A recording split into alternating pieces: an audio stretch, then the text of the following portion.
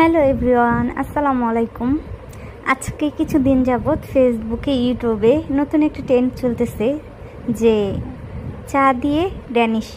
তো দেখতে দেখতে এত বেশি ভালো লাগলো যে আমিও বাসায় তৈরি করব, ড্যানিশ দিয়ে চা খেয়ে দেখবো কেমন লাগে।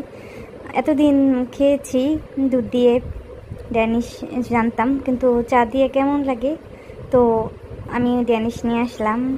পরে বাসায় চা প্রতিদিন যেমন চা রান্না করতে সেভাবে চা রান্না করে দুইটা ড্যানিশের ভিতরে চা ঢেলে দিচ্ছি, দেখি কেমন লাগে খেতে।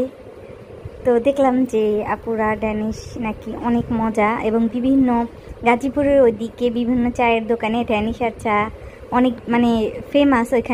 ওইখানে গেলেই নাকি মানুষ খায়, আর অনেক মজা, অনেক ভালো ভালো রিভিউ দেয়।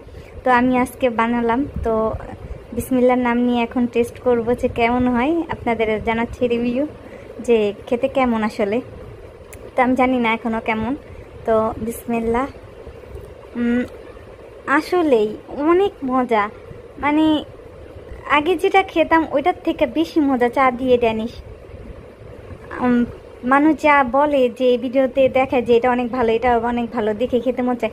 আসলেই কিছু কিছু জিনিস আমরা জানি না যে এটা কেমন হবে, এটা দিয়ে খেলে কেমন হবে। তো যখন ভিডিও দেখে দেখে আমরা খাই, তো অনেক ভালো লাগছে। আপনারাও বাসায় ট্রাই করবেন, ড্যানিশ আর চা অনেক মজা।